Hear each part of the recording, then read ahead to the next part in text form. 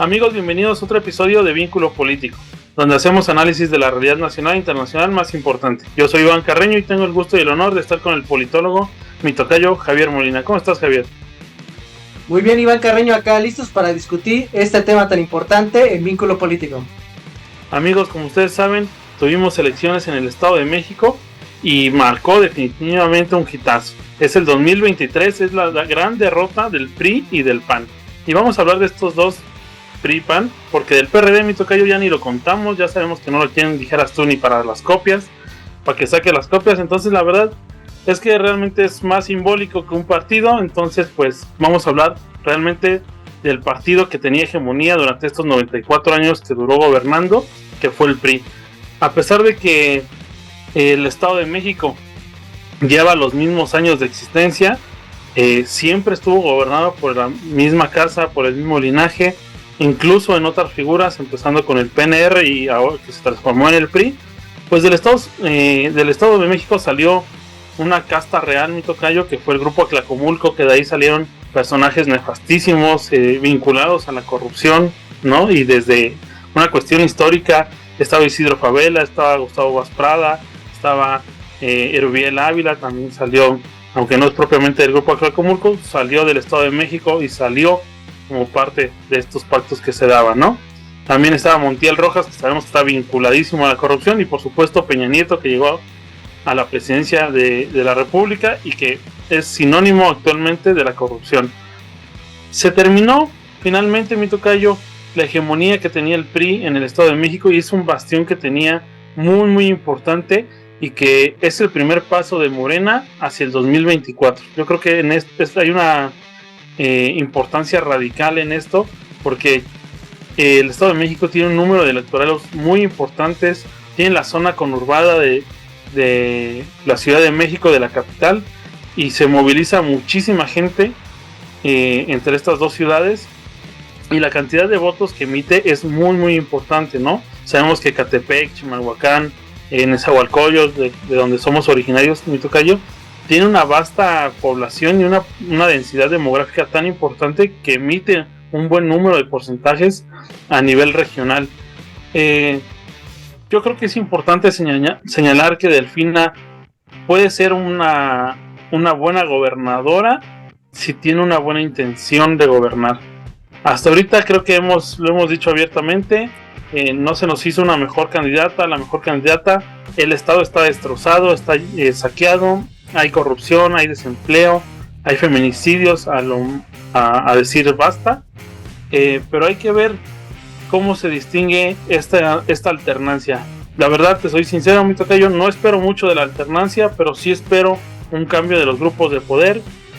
Sabemos que tomar el poder político no es ganar la elección, ya lo vimos con Andrés Manuel. No porque ganemos una elección quiere decir que vas a tomar todo el poder político, que vas a cambiar los años de charrismo sindical, por ejemplo, que vayas a movilizar todas esas estructuras viejísimas priistas y que prácticamente son inamovibles, ¿no?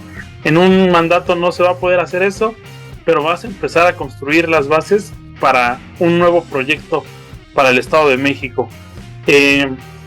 Por último, se me hizo muy poco solemne el discurso de Mario Delgado del Triunfo, y estas palabras que dijo que no se me hicieron muy apropiadas, la verdad, pero fuera de eso, yo esperaría que hubiera sido un discurso más solemne. Terminaste con el Estado de México con 94 años de priismo y le estás dando las estocadas para que el nefasto partido se extinga de una buena vez por todas, quedándose nada más en Coahuila. Ahí sí va a cumplir los 100 años. Pero sabemos que en Coahuila también hay otras condiciones. Ahí arrasaron totalmente, prácticamente ganaron todos los distritos, utilizaron la técnica de divide y vencerás, y finalmente también tenían malos candidatos, ¿no? Yo creo que en este aspecto, sin el efecto Andrés Manuel, sin el efecto AMLO, el Estado de México sí se llevó una medallota, y vamos a ver que dentro de Morena van a seguir apoyando al grupo de Texcoco y van a seguir en relación con Andrés Manuel. Pero ¿tú cómo ves, mi tocayo? El poder no es tan fácil como una elección, ¿no? Sí, la gente que va a ver por va a decir, bueno, me estás mencionando en el título que fue gran derrota del PRI y el PAN, pero ganó esta alianza a la gobernatura en Coahuila. Es cierto que ganó esta alianza, pero hay que decir algunos datos muy importantes para que no se vayan con la finta.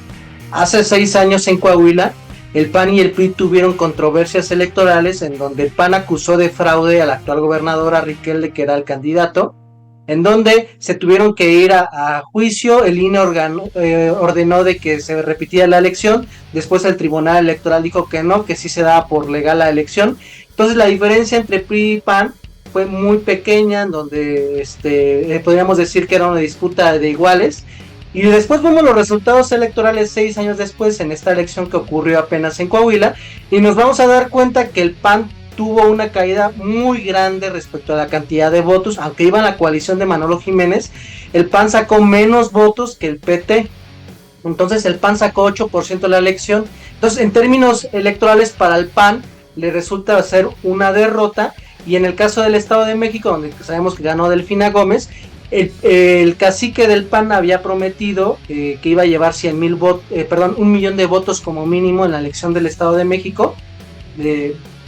Y el número final fue como de 740,000 votos. Es decir, que en términos reales de lo que ha sido el histórico del PAN, votaron 250,000 a 300,000 panistas menos por la candidata de PRI, Alejandra del Moral, que compartían coalición. Entonces aquí sí podemos hablar de que sí, efectivamente hablamos de un descalabro tanto del PRI, que perdió la joya de la corona, donde hablabas de la importancia electoral en votos que tiene el PRI en el Estado de México, pero también hablamos del descalabro electoral en Coahuila, de lo que representa la marca PAN por sí solito, prácticamente lo absorbió el PRI, y en el Estado de México pues solamente pudieron aportar 720,000, 40,000 votos. Entonces ahí sí podemos hablar de un descalabro.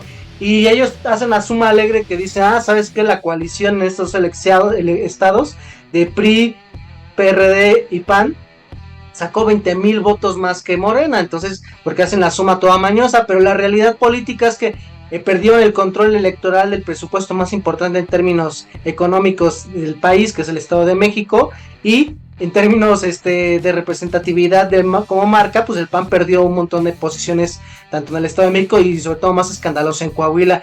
Y también creo yo que es importante hacer el señalamiento de que yo coincido totalmente contigo que en el caso de lo que va a ser las elecciones del 2024, a pesar de estos escandalosos resultados en donde les pasaron la maquinaria de Morena encima a estos dos partidos, vemos que el dirigente Marco Cortés y Alito Moreno salieron al día siguiente a dar las declaraciones de como si hubiera sido un gran paso. En cualquier otra parte del mundo, cuando los dirigentes partidistas sufren grandes derrotas electorales, presentan sus renuncias para que otros tomen la dirección como consecuencia de una mala dirección. Pero aquí en el PRI y el PAN estamos tan acostumbrados de que estas élites se encasillan a tomar el control político y a no soltar las riendas del poder, pues de que salen al día siguiente bien kafkianos a reconocer que tuvieron un gran avance en las elecciones cuando fueron derrotados.